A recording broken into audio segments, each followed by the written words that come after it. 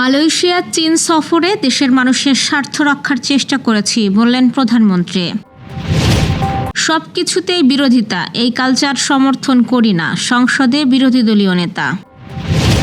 ফেসবুকে ভুয়া হজ প্যাকেজ লেনদেন না করতে ধর্ম মন্ত্রণালয়ের সতর্কবার্তা। ইসলামী আন্দোলনের নতুন মহাসচিব গাজী আতাউর রহমান। 10,000 টাকা থাকলেই বিনিয়োগ করা যাবে স্বল্পমেয়াদী সরকারি সুকুকে। আয়োজকরা চায় আমরা বাদ পড়ি, ফিফার সভাপতিকে ইঙ্গিত ইরান অধিনায়কের। দর্শক, শুনছিলেন সন্ধ্যার খবরের প্রধান প্রধান শিরোনাম, এবার বিস্তারিত। তার আগে আমাদের ইউটিউব চ্যানেল সাবস্ক্রাইব করুন এবং সব খবর পেতে ফেসবুক পেজ ফলো করে রাখার পাশাপাশি ওয়েবসাইট ভিজিট করুন। প্রধানমন্ত্রী তারেক রহমান বলেছেন, বাংলাদেশের মানুষ আমাদের দায়িত্ব দিয়েছে তাদের স্বার্থ দেখার। মালয়েশিয়া ও চীন সফরে আমি দেশের ও দেশের মানুষের স্বার্থ নিয়ে কথা বলেছি এবং সেই স্বার্থ রক্ষার চেষ্টা করেছি। তিনি বলেন, এখানে আমাদের ব্যক্তিগত কোনো বিষয় নেই। এই সফরে যদি ভালো কিছু অর্জিত হয়ে থাকে তবে সেটি বাংলাদেশের অর্জন, এটি দেশের মানুষের অর্জন। আজ শনিবার ত্রয়োদশ জাতীয় সংসদের দ্বিতীয় অধিবেশনের 16তম কার্যদিবসে প্রধানমন্ত্রী তারেক রহমানের মালয়েশিয়া ও চীন সফরের অভূতপূর্ব সাফল্যের জন্য উত্থাপিত ধন্যবাদ জ্ঞাপন প্রস্তাব সর্বসম্মতিক্রমে গৃহীত হলে সংসদ নেতা এসব কথা বলেন। বেলা 11টায় শুরু হওয়া সংসদের বৈঠকে স্পিকার হাফিজউদ্দিন আহমেদ বীর বিক্রম সভাপতিত্ব করেন। গত 21 থেকে 26 জুন পর্যন্ত প্রধানমন্ত্রী তারেক রহমান মালয়েশিয়া ও চীনে তার প্রথম সরকারি 6 দিনের সফর সফলভাবে শেষ করেন। জাতীয় সংসদের পক্ষ থেকে প্রধানমন্ত্রীর সফল রাষ্ট্রীয় সফরের জন্য তাকে অভিনন্দন ও ধন্যবাদ জানানো হয়। জবাবে প্রধানমন্ত্রী সংসদ সদস্যদের আন্তরিক শুভেচ্ছা জানান।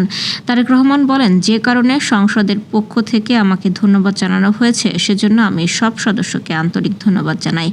আমাদের দলের অবস্থান থেকে আমরা একটি স্লোগান ব্যবহার করি, সেটি হলো বাংলাদেশ ফার্স্ট বা বাংলাদেশ প্রথম।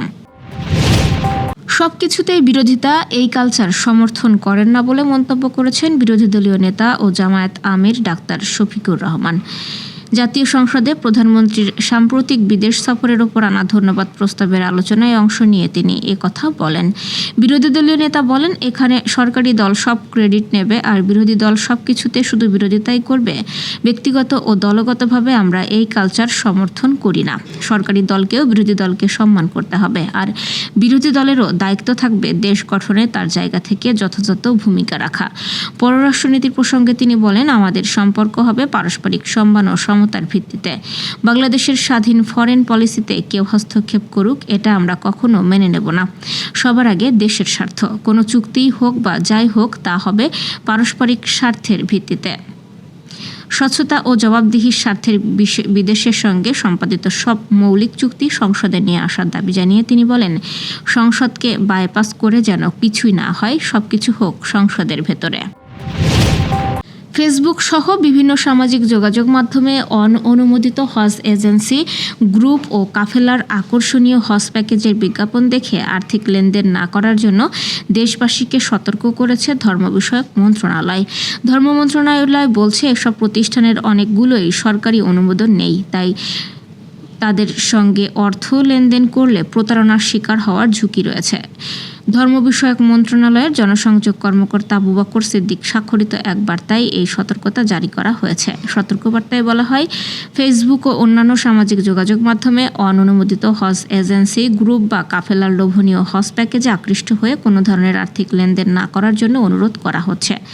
মন্ত্রণালয়ের কর্মকর্তারা জানান, প্রতিবছর হজ মৌসুমকে কেন্দ্র করে কিছু অসাধু ব্যক্তি ও প্রতিষ্ঠান সামাজিক যোগাযোগ মাধ্যমে কম খরচে বা বিশেষ সুবিধার প্রলোভন দেখিয়ে হজযাত্রীদের কাছ থেকে অর্থ আদায় করে। পরে অনেক ক্ষেত্রে নির্ধারিত সেবা না দেওয়া, ভিসা জটিলতা সৃষ্টি কিংবা অর্থ আত্মসাতের অভিযোগ পাওয়া যায়। এই কারণে হজে যেতে আগ্রহীদের কেবল সরকার অনুমোদিত হজ এজেন্সির মাধ্যমে নিবন্ধন ও অর্থ পরিশোধ করার পরামর্শ দিয়েছে ধর্ম বিষয়ক মন্ত্রণালয়। পাশাপাশি সামাজিক যোগাযোগ মাধ্যমে প্রচারিত যে কোনো হজ প্যাকেজের সত্যতা যাচাই না করে কোনো সিদ্ধান্ত না নেওয়ারও আহ্বান জানানো হয়েছে। সংশ্লিষ্টরা বলছেন, হজ যাত্রীদের নিরাপদ রাখতে এবং প্রতারণা রোধে সরকারের এই সতর্কবার্তা অত্যন্ত গুরুত্বপূর্ণ। কেউ প্রতারণার শিকার হলে বা সন্দেহজনক কোনো হজ প্যাকেজের তথ্য পেলে দ্রুত সংশ্লিষ্ট কর্তৃপক্ষকে জানাতে পরামর্শ দেওয়া হয়েছে। ইসলামী আন্দোলন বাংলাদেশের নতুন মহাসচিব হলেন গাজী মাওলানা আতাউর রহমান। আর সদ্য বিদায় নেওয়া মহাসচিব অধ্যক্ষ ইউনুস আহমেদকে দলের প্রেসিডিয়াম সদস্য করা হয়েছে। শনিবার রাজধানীর বিজয়নগরের ফার্স্ট হোটেল অ্যান্ড রিসোর্টে আইএবির মজলিসে শুরার বিশেষ অধিবেশনে গাজী আতাউরকে মহাসচিব পদে দায়িত্ব প্রদান করা হয়। অধিবেশনে পূর্বের কমিটির মেয়াদের আগেই ভেঙে দিয়ে শীর্ষস্থানীয় পদগুলোতে কিছু রদবদল আনা হয়েছে। নিরাপদ ও শরিয়া ভিত্তিক সরকারি বিনিয়োগে আগ্রহী ব্যক্তিদের জন্য নতুন সুযোগ এসেছে। সরকার এই প্রথম 273 দিন মেয়াদী স্বল্পমেয়াদী বাংলাদেশ সরকার বিনিয়োগ সুকুক ছাড়ছে। এতে মাত্র 10,000 টাকা দিয়ে প্রবাসী ও প্রাতিষ্ঠানিক বিনিয়োগকারীরা অংশ নিতে পারবেন। এতদিন বাংলাদেশে ইস্যু হওয়া সরকারি সুকুকের বেশিরভাগই ছিল 5, 7 কিংবা 10 বছর মেয়াদী। এই প্রথম স্বল্পমেয়াদী এই সুকুকে আবেদন নেওয়া হবে আগামীকাল রোববার। আবেদন করা যাবে সকাল 10টা থেকে বেলা 3টা পর্যন্ত। এই সুকুকের মাধ্যমে বাজার থেকে 5,500 কোটি টাকা সংগ্রহ করবে সরকার। এর বিপরীতে বিনিয়োগকারীরা বার্ষিক 9.36% হারে মুনাফা পাবেন। বাংলাদেশ ব্যাংকের বিজ্ঞপ্তি অনুযায়ী এটি ইজারা সুকুক। মেয়াদ শেষে মূল অর্থের সঙ্গে এককালীন মুনাফা পরিশোধ করা হবে। এতে সর্বনিম্ন 10,000 টাকা বিনিয়োগ করা যাবে। ব্যক্তি, প্রবাসী, বাংলাদেশি ও বিভিন্ন প্রতিষ্ঠান এতে অংশ নিতে পারবে।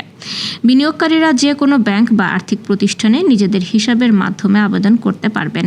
বাংলাদেশ ব্যাংকের শরিয়া সিকিউরিটিজ মডিউলের মাধ্যমে নিলাম ও বরাদ্দ কার্যক্রম সম্পন্ন হবে। যারা প্রথমবার সরকারি সুকুকে বিনিয়োগ করবেন তাদের আবেদন করার আগে সংশ্লিষ্ট ব্যাংকের মাধ্যমে সুকুক ইনভেস্টর আইডি খুলতে হবে। তবে আগে সরকারি সুকুকে বিনিয়োগ করে এসআই আইডি নেওয়া থাকলে নতুন করে আইডি খোলার প্রয়োজন হবে না। অন্যান্য সরকারি সিকিউরিটিজের মতো এই সুকুকেও রেপো সুবিধা থাকবে। বাংলাদেশ ব্যাংকের কর্মকর্তারা বলছেন, স্বল্পমেয়াদী এই সুকুক শরিয়া ভিত্তিক বিনিয়োগকারীদের জন্য নিরাপদ সরকারি বিনিয়োগের নতুন সুযোগ তৈরি করবে। একই সঙ্গে সরকারও তুলনামূলক কম সময়ের জন্য প্রয়োজনীয় অর্থ সংগ্রহ করতে পারবে। সিয়াটলে মিশরের বিপক্ষে 1-1 ড্রয়ের পর ফিফা ও বিশ্বকাপ আয়োজকদের বিরুদ্ধে বিস্ফোরক অভিযোগ তুলেছেন ইরান অধিনায়ক মেহেদী তারেমি। তিনি দাবি করেছেন, বিশ্বকাপের আয়োজকরা চায় ইরান টুর্নামেন্ট থেকে বাদ পড়ুক। ভিসা জটিলতা ও যুক্তরাষ্ট্রের সঙ্গে রাজনৈতিক টানাপোড়েনে শুরু থেকেই কঠিন সময় পার করছে ইরান দল। এই বছরের শুরুতে যুক্তরাষ্ট্র ও ইসরায়েলের সঙ্গে যুদ্ধ শুরু হওয়ার পর ইরানের বিশ্বকাপ দলের প্রায় 1 ডজন সদস্য আমেরিকায় ভিসা পাননি। দলকে ক্যাম্প সরিয়ে মেক্সিকোতে নিতে বাধ্য করা হয়েছে। ফিফা সভাপতি জিয়ান্নি ইনফান্তিনোকে সরাসরি লক্ষ্য করে তারেমি বলেন, ইনফান্তিনো নিউজিল্যান্ডের বিপক্ষে প্রথম ম্যাচের পর আমাদের ড্রেসিং রুমে এসে বলেছিলেন সব সমস্যার সমাধান করা হবে, কিন্তু আসলে ফিফা কিছুই করেনি। আয়োজকরা ইরানের বিদায় চায় কিনা এই প্রশ্নের জবাবে তারেমি বলেন, এখানে আমাদের সবকিছুর বিরুদ্ধে লড়তে হচ্ছে। মানুষ চায় কি না জানি না, তবে আমাদের দৃষ্টিকোণ থেকে দেখলে মনে হয় হ্যাঁ, তারা এরকমই। দর্শক, এ ছিল সন্ধ্যার আয়োজন। রাতের খবর দেখার আমন্ত্রণ রইল। এতক্ষণ সাথে থাকার জন্য ধন্যবাদ।